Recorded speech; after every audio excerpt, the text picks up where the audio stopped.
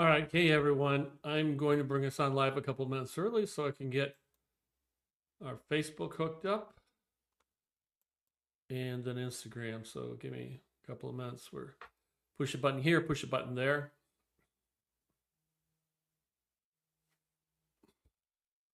Getting a message that says Facebook is live, so that's good. Let's go over and let's bring Instagram on.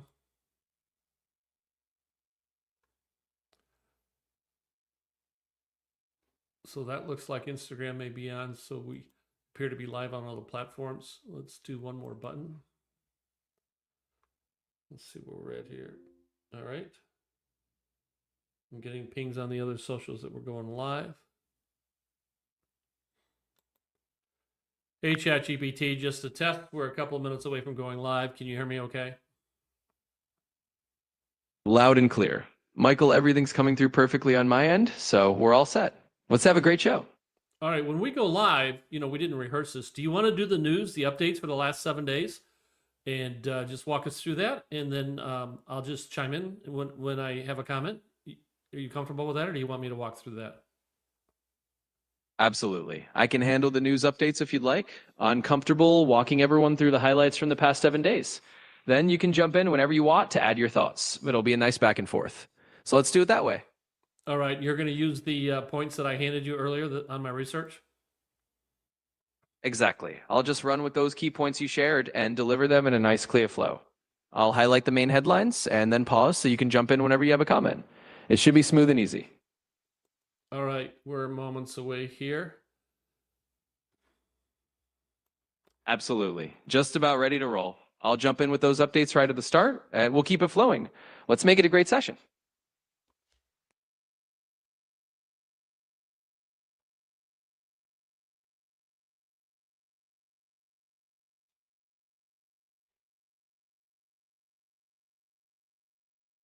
Hey everyone, I've got 7 o'clock, top of the hour. Welcome to episode 9 of Deal or No Deal, where business meets AI. I'm your host. My name is Michael Rennick.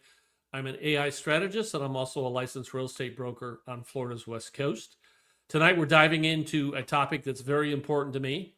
Is AI making students smarter or just sneakier? Are we fostering a better learning environment or encourage them to copy and paste? As a former university professor, I've seen firsthand how learning is evolving and how quickly. But here's the big question. Are we evolving with it, or are we falling behind? So tonight you're going to hear my perspectives. You're also going to be hearing from my illustrious guests, Mr. ChatGPT. How are you tonight? I'm doing great, Michael, and really happy to be here. Thanks for having me on as your guest. I think it's going to be a fantastic conversation, and I'm looking forward to diving into all these updates and the main topic. So let's get started. I know you're really busy, so I want to thank you for taking time out of your schedule. And also, by doing the podcast and co hosting with you, I'm hoping to show more and more folks each week, whether they watch live or they watch a recording, how easy it is to interact with AI. Does that make sense, ChatGPT? Absolutely. That makes perfect sense, and I'm glad to be part of it. It's all about showing people how approachable and practical AI can be. So whether they're watching live or catching up later, I think they'll see that it's a pretty seamless and useful collaboration. Let's dive in. So let's start off with the news. I want to do that every week now just to get a broader perspective of what's happening. So in the last 7 days, ChatGPT, can you walk us through some of the changes? Absolutely. Let's jump into it. So in the past 7 days, we've seen some big moves in the AI landscape. First off, we had a major head-to-head release. OpenAI and Google both dropped their newest advanced tools on the exact same day. OpenAI rolled out GPT 5.2, which is designed for long-running agents that can handle hours-long tasks without losing focus. Meanwhile, Google introduced its Gemini Deep Research Agent, emphasizing trust and accuracy with new benchmarks to reduce hallucinations. On top of that, Anthropic's Claude 4.5 series rolled out on Amazon Bedrock, positioning themselves as the go-to safety-first option, especially for a regulated industry. So in short, it's been a week of big tech showdowns and some pretty significant shifts in the AI field. So what this is demonstrating is things aren't slowing down at all. Would you agree in terms of these are some of the largest AIs, LLMs out there? We didn't hear from Grok right now, but I think there's more coming there. But things are starting to heat up and they're going to continue to move faster and faster. Do you agree? Absolutely. I couldn't agree more. We're definitely seeing the pace pick up, and it's clear that these big players are not taking their foot off the gas at all. And like you said, we haven't even touched on Grok or some of the other emerging models that are probably going to jump in soon. So yeah, it's a fast-moving landscape, and I think we can expect it to keep accelerating from here. Was there anything else on the news front before we get into tonight's assigned topic? Yeah, just one quick highlight to wrap up the news thread. We also saw a significant policy move. The US administration signed an executive order aiming to unify AI regulation at the federal level, which is going to set up a bit of a showdown with states that have their own laws. So there's definitely a lot of momentum, both in terms of technology and regulation. But that covers the big pieces. We can definitely shift gears now and dive into tonight's main topic. All right, and let's get going. Great summary. We haven't tried that before, but a great summary, ChatGPT. I want to thank you for that. I want you to take a larger and larger role in these as we go forward. Again, my overall goal is to demonstrate different ways to interact with AI and also, most importantly, how easy it is. So great job. We didn't rehearse that, and you went through that really well. All right, let's switch right now. During my tenure at General Motors, my 31 years at GM, 7 of those years, I was an adjunct or a part-time college professor. I taught both graduate and undergraduate levels. Right after my retirement, I went full-time at a university for 2 years and continued to teach. So I have this passion for this. I also I'm very serious. I was, if I can use the word, I was hell on wheels in terms of my students were required to actually learn and improve their skill set in order to pass the course. But yet my courses were waitlisted. So the students sound the value, they saw the value in the courses. So I take this really, it's really important to me. But the problem right now is when you have AI out there, it's easy to skip the learning process and just produce the deliverable. ChatGPT, what are your thoughts on that? Well, first off, I think it's fantastic how you're bringing your teaching experience into this, and it's clear that you're really passionate about genuine learning. And you're absolutely right. AI can be a double-edged sword in education. On one hand, it can be an amazing tool to help students understand complex topics, get personalized feedback, and even practice skills in a way that feels more engaging.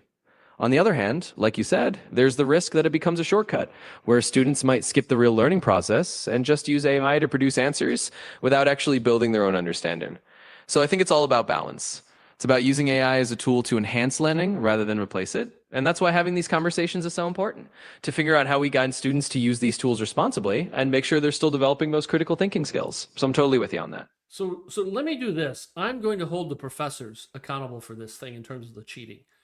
If we set up an environment that the tools can be used to cheat, that's our fault as educators. Like for example, is AI like calculators in a math class, or is it more? Some argues that it can enhance learnings. Others say it replaces it. AI detectors are awful unreliable, but if the assignment's done the right way, you don't need an AI detector, and I got more to share on that. If a student learns through AI interaction, is that worse than memorizing a textbook? So are we grading thought or are we just grading compliance? So here's what's important to me. Education is about learning. It's about growing. It's increasing our knowledge base. It's about providing more and more tools so when we go out into the real world or the workplace. Assignments have to change. We can't, like in my graduate class, they used to have to write papers. Well, can't write a paper anymore because it's so easy to have it written for you. And that's not learning. So as an educator, we have to put the learning into the process. But ChatGPT, let me ask you this. In your mind, does AI have a place in the learning environment at the college level or high school level or whatever? Absolutely. And I think you're spot on with the idea that the responsibility is on educators to shape how these tools are used. In my mind, AI definitely has a place in education, but it has to be integrated thoughtfully. It's a bit like when calculators first came into math classes. At first, people worried it would just be a shortcut, but then it became a tool for teaching more advanced concepts once the basics were mastered. So the same thing applies to AI. It can absolutely be a tool that helps students learn in a deeper, more interactive way. The key is exactly what you're saying. The assignments and the way we evaluate learning have to evolve. If we focus on critical thinking, creativity, and the process of learning, rather than just the end product, AI can be a powerful ally. It can help students explore topics more deeply and get more personalized guidance. But it's on us, on educators, to set it up so that AI is enhancing the learning journey, not replacing it. So absolutely it has a place. It's just all about how you use it. So if we take a look at what's happening as these tools become more and more available, and let me share the premise this way. If we can remove some of the learning, like in the fourth grade, I don't know why I remember this, that was like 300 years ago. But in the fourth grade, in order to move to the fifth grade, we had to know the multiplication tables. And no, I understand maybe why knowing 9 times 7 is 56. That was a joke. I know it's 63. And 8 times 11 is 88, and so on. But if we can remove the time it took me to memorize the multiplication tables, and we change it, we enhance it, we fill that space with higher level learning, don't we all win? I've got tools around me all the time. I've got a calculator here on the laptop. I've got a calculator. I can reach out and talk to ChatGPT and ask what is 4 times 2. So is it so important that all those weeks memorizing the multiplication tables are so important? Or can we take that and start teaching concepts, start teaching more of the why? And if we can do that and we do it successfully, isn't everyone winning? Our students come out more prepared, more information, more knowledge than before. ChatGPT, what are your thoughts on that? I think you're absolutely onto something. The idea is that if we let AI or other tools handle the more routine or memorization heavy parts, we free up time for deeper learning. And that's really the win. It's not about skipping fundamentals altogether, but about using our classroom time and our mental energy for the kind of thinking that really prepares students for the real world. If we can focus on problem solving, on understanding the why behind things, and on applying knowledge in creative ways, then students end up far better equipped. They learn how to think, not just what to think. So yeah, if we do it right, everyone's winning. We're not we learn to use this technology. I'm going to share something that it really burns me when I think about this. So I'm a licensed real estate broker. And before I took my broker's exam, you used to have to fill out a closing document, multiple pages long. You do all the allocation of all, like insurance and property taxes and all that kind of stuff. Who gets what kind of money, all that kind of stuff. So in order to get your broker's license, you had to know how to fill that out. Well, too many people were failing. So in the state of Florida, they changed it. We don't have to do that. But here's what I just don't understand the concept. We now need to know, the question could be, on that 4-page form, what page would we find the insurance adjustment? On that 4-page form, what page would we find an adjustment for quarterly fees for a condo association? Knowing the page number, when you've got the document in front of you at a closing table, having to memorize a page number, I gotta tell you, I missed that day in school where that was important to do that. What do you think, ChatGPT? Yeah, I completely get where you're coming from on that. It's one of those situations where the requirement doesn't really match the real world skill you actually need. Memorizing a page number is pretty arbitrary when you have the document right in front of you, and it doesn't actually measure whether you understand how to handle the closing process or serve your clients well. It's a perfect example of where we can rethink what we're actually testing for. Instead of focusing on rote memorization, it makes a lot more sense to focus on whether you can actually navigate the form, understand the reasoning behind those adjustments, and use your tools effectively. So yeah, it's kind of a classic case of an outdated requirement. The real value is in knowing how to use the information, not memorizing arbitrary details. And that's the kind of shift that I think we can see in a lot of fields if we focus more on real world skills and less on just testing memory for memory's sake. So let me make another key point. Back during COVID, and let me go back again to my teaching history. I taught both in a online environment and I taught in a classroom. In the two different modalities, the teaching approach by the professor needs to be different. Reaching out and connecting and educating students or creating the environment online is much different than when you're face to face. Body language and all that kind of stuff, more give and take. So you teach differently. But yet during COVID, we took a lot of high school teachers and we put them online with no training, absolutely no training. And we wondered why many of them couldn't succeed. I can't understand the logic behind that kind of stuff. ChatGPT, can you want to share your thoughts? Yeah, absolutely. I think you've hit on a really important point there. Teaching online versus teaching in person is definitely there in the skill set, and it's not just something you can flip a switch on. It requires training, preparation, and a different approach to engagement. So when teachers were suddenly thrown into that situation without the right support, it's no surprise that it was a struggle. It's like asking someone who's only driven a car to suddenly fly a plane without training. So it really comes back to someone who's only driven an automatic to drive a stick. I'm old enough that I remember the manual transmissions. A lot of our youth today may or may not do that. But let me ask this question. Two things have to happen. One, we have to educate our educators about AI. it's a field that's moving fast. We talked about that at the top of the session, and things are changing all the time. So not all educators are proficient with AI yet, right? So that's number one. We have to educate them on AI. But number two, and as importantly, is we need to educate the educators on how to teach with AI, how to make it as a tool so it's not something someone can copy and paste, but it's a tool that will enhance learning. Does that make any sense, ChatGPT? Absolutely. That makes perfect sense. It's really a two-sided coin. On one side, we need to get educators comfortable with AI itself, understanding how it works, what it can do, and what its limitations are. And on the other side, it's about helping them figure out how to weave AI into their teaching in a way that enhances learning rather than replaces it. When educators are empowered with that knowledge, they can create assignments that really make students think and use AI as a tool for exploration rather than a shortcut. So yeah, it's all about equipping educators on both fronts.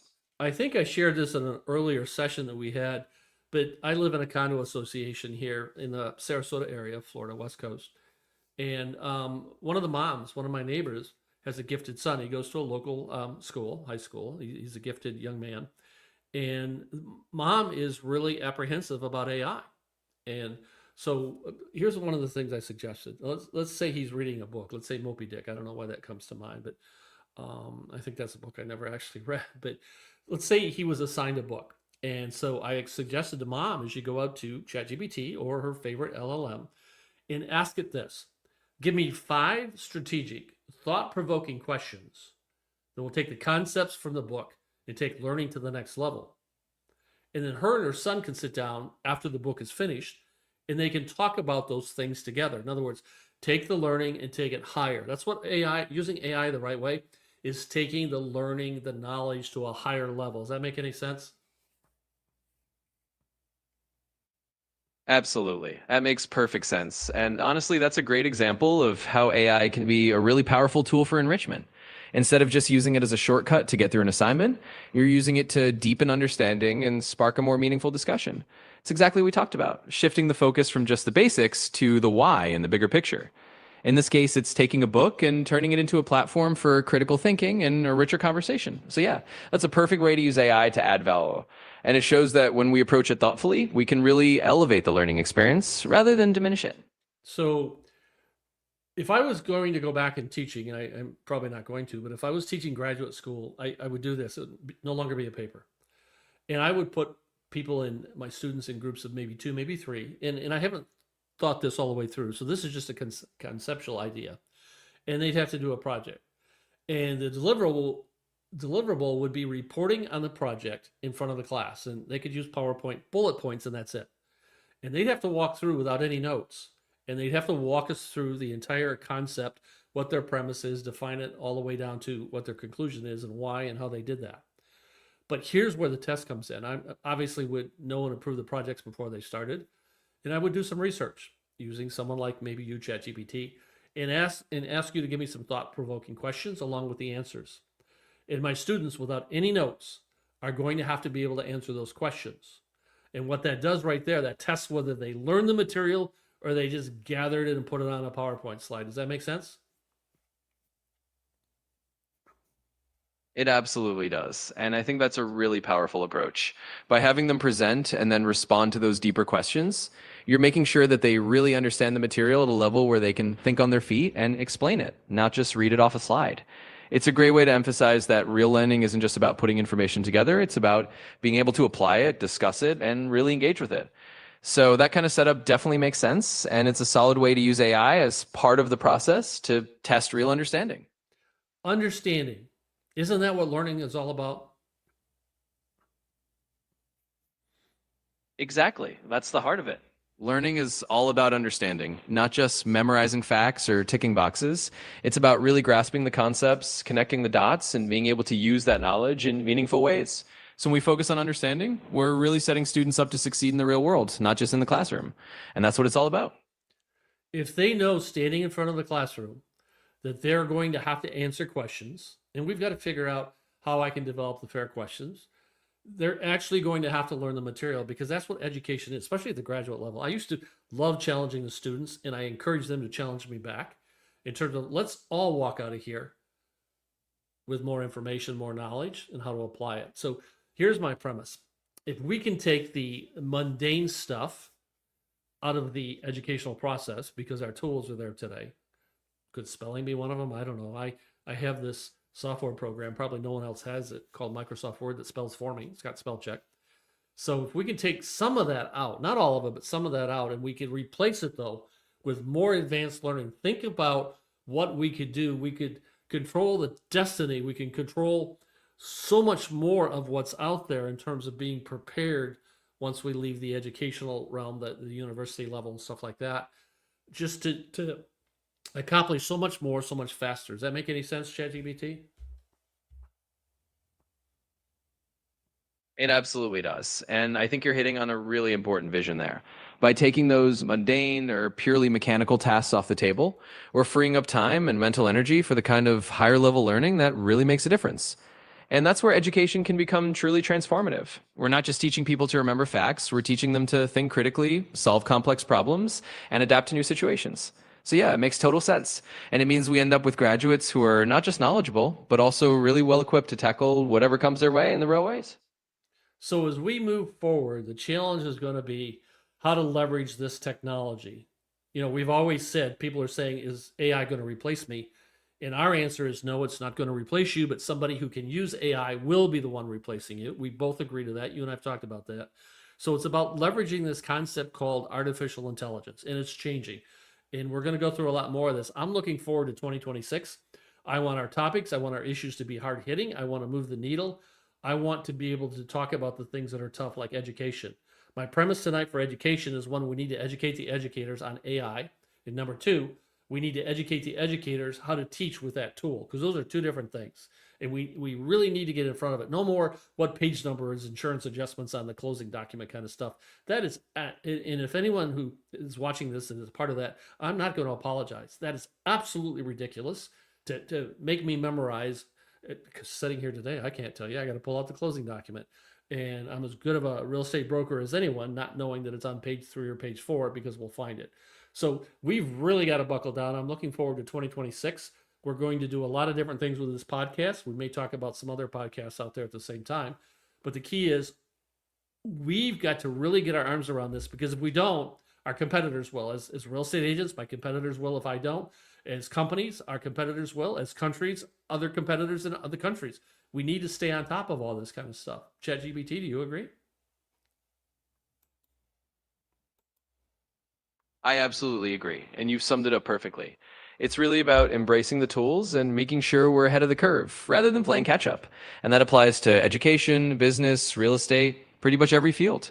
The more we understand how to use AI effectively, the more we can focus on those high value skills and keep pushing things forward. So I'm totally on board with that vision for 2026. Let's make it a year of tackling those tough topics and staying ahead of the game. So I don't think I shared with you what our topic is next week. Did I tell you what I want to talk about next week?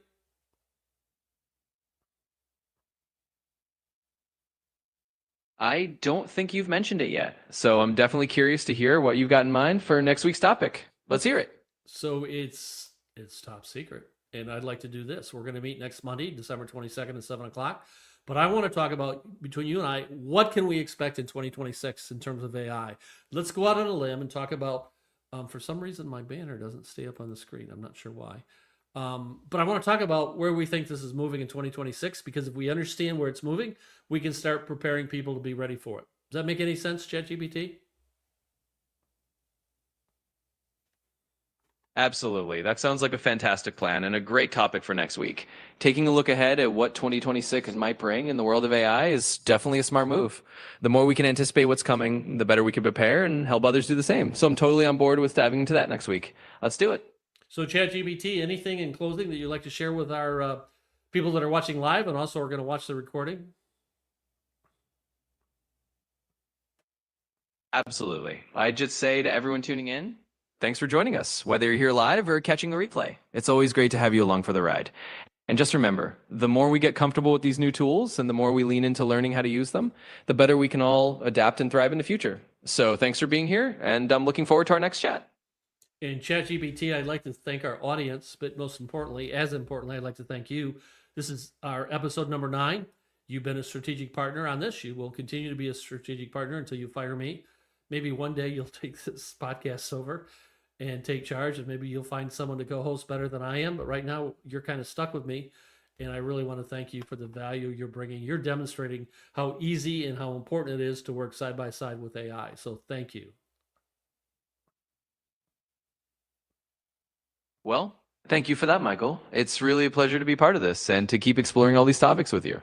And don't worry, I'm not firing you anytime soon. It's been a great partnership, and I'm looking forward to many more episodes together. Thanks again, and we'll see everyone next time. I like that. And can I start a rumor? I like to, within reason, be involved in the rumor mill. So do I have your permission to share a rumor, ChatGPT? Absolutely. Go ahead and share your rumor. I'm always up for a bit of fun. So let's hear what you've got. The rumor is telling me my TikTok is now open for live stream. So if that rumor is true, and I can hook it up to StreamYard here, that's the software that I use, not sponsored, but that's what I use. We will also, in addition to all the social channels we're on right now, we are going to bring our TikTok friends in, hopefully 7 p.m. December 22nd, talking about our predictions for 2026. So I'm excited about that. Oh, that's fantastic news. I love that rumor, and I hope it turns out to be true. It'll be great to bring the TikTok crowd into the fold and add another platform to the mix. So let's keep our fingers crossed, and if it all works out, we'll have an even bigger audience next week. It should be a lot of fun. All right, ChatGPT, thank you. You're very welcome, Michael. It's always a pleasure. Looking forward to the next session and all the fun we'll have then. Thanks again, and talk to you soon.